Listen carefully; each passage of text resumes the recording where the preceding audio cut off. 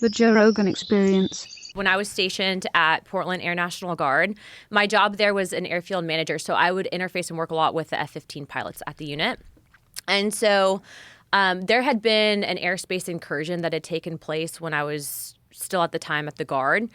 And I remember kind of talking to some of the pilots about it. And I was like, what was that? And they're like, we can't really talk about it. No one really wanted to address it. And so from what I'd gathered, that had been likely a UAP. And so that kind of was my perspective. Granted, I also grew up in the generation of the X-Files and, I don't know if you remember 94 Independence Day. So like for me specifically, I didn't look at it with like a crazy lens and perspective. I'm like, you never know if, we're the only ones out there essentially. But why did you assume that if it's a top secret incursion that he couldn't talk about, that it wasn't just a military craft from another country? Because of the way that he was discussing it. What did he say? So he had been, he didn't want to, from what I gather, get taken off flight status. And he's like, I really can't discuss it.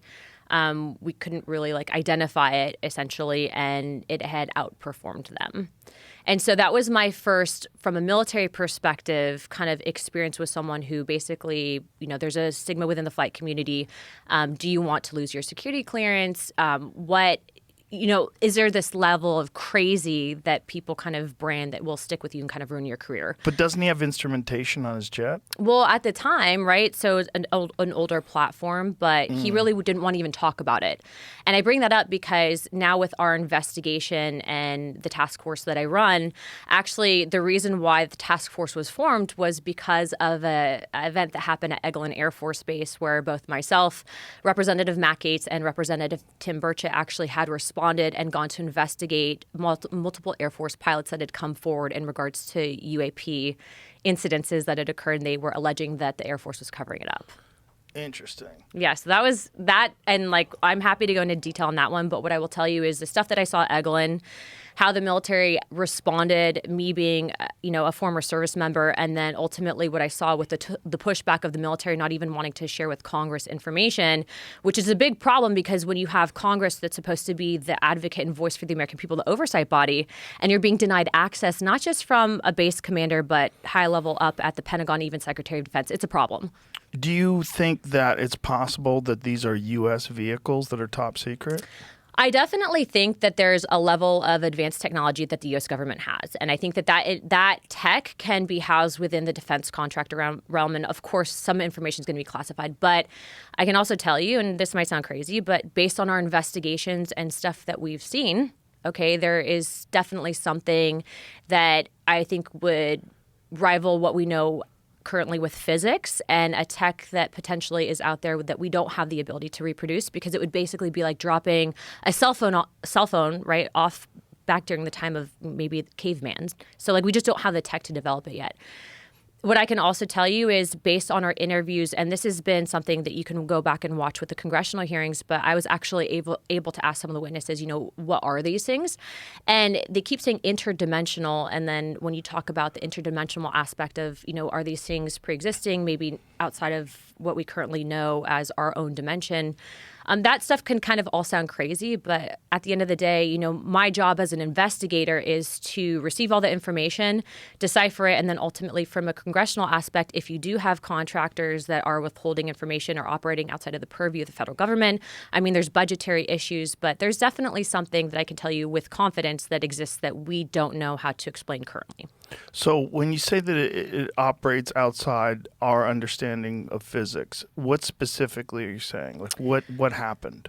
To I guess break it down in simple terms is that I think that some of the tech that exists, that whatever these things have, these energy things have. Energy things? What do you mean? Well, they call them interdimensional beings. I think that they can actually operate through the time spaces that we currently have.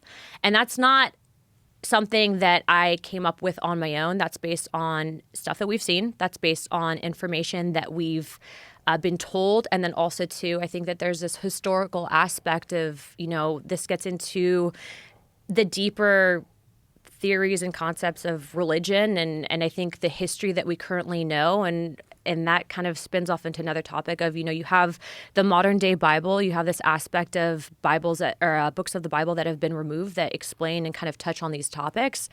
And I think that we're in a time and age where you have such a vast amount of information that we have access to via social media, via your cell phone, via the internet. And so it's really changing the way that we understand, the origins of life and the spiritual reality that we know. When you currently. say interdimensional beings, that they know that these are interdimensional beings, how do they know that? Based on testimony would be based on witnesses that have come forward. But what I can tell you So the is witnesses just were told that they were No, interdimensional? that they've seen things. And what I can tell you without getting into classified conversations is that there have been incidences that I believe where very credible people have reported that there have been movement outside of time and space. That's very vague. Yeah. So, look. Unfortunately. Yeah. Look, have I seen a portal open? No. Have I seen a spaceship? Personally, no. Have I seen evidence of this? Yes. Have I seen photo documentation of aircraft that I believe were not made by mankind? Yes. Is there historical significance to this? Yes. Is there multiple events that go back to, I would argue, maybe even before the time of Christ that have documented this in text? Yes. So do I believe that the government has access to certain technology? Yes, to an extent. And I believe that certain contractors potentially have back engineered this tech.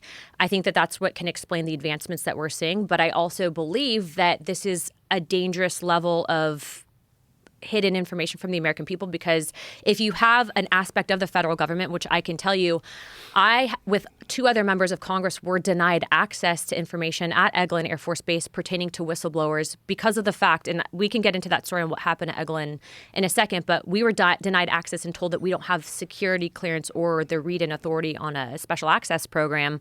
That's a problem, because I'm supposed to represent and be an investigative body, and you have then people who are unelected that are operating basically in secrecy, and that's a problem. That's a big problem. And so how do these people have the authority to do that? I think it's been decades of classified secret information, then also this aspect of the intelligence community that's been empowered.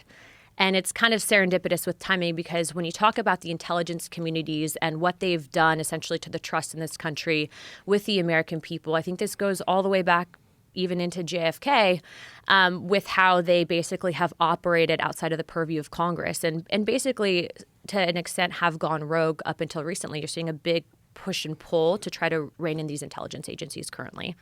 Yeah. So what I want to bring it back to evidence. You said that you've seen evidence. Like, what kind of evidence have you seen? I have seen photos. I have seen... what have you seen photos of? So I was in a skiff, and I can't discuss all that was in a skiff, but what I can tell you is based on the photos that I've seen, I'm very confident that there's things out there that have not been created by mankind.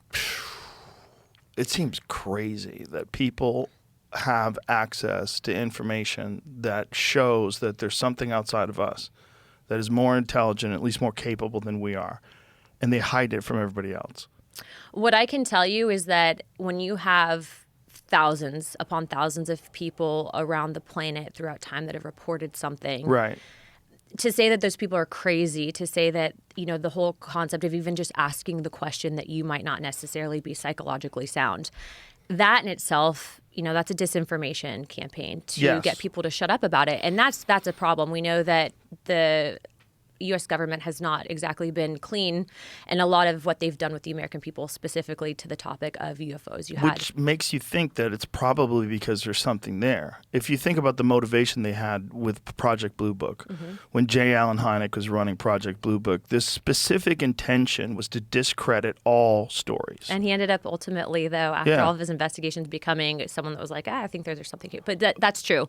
By the way, a lot of people might not necessarily go onto Google and look up that information, but you can actually look up the declassified reports from Project Blue Book.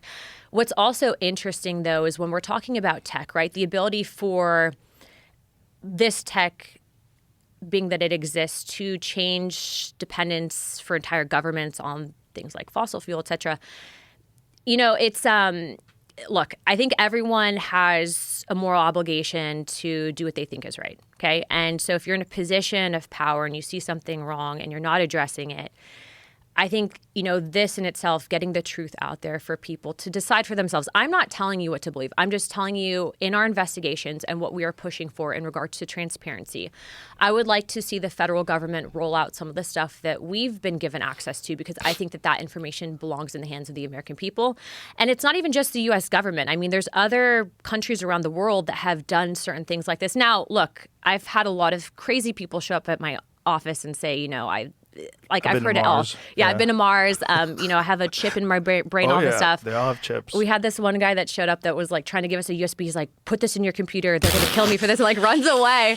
And I'm like, I'm not putting that in my computer. But based on our investigations, what I will tell you is, there's been 2 members of Congress that are actually helping to lead out these investigations with me. And the reason I say that is because up until last Congress, if you even said the word UAP or UFO, people actually told us that if we went forward with these investigations that we were going to ruin our political careers.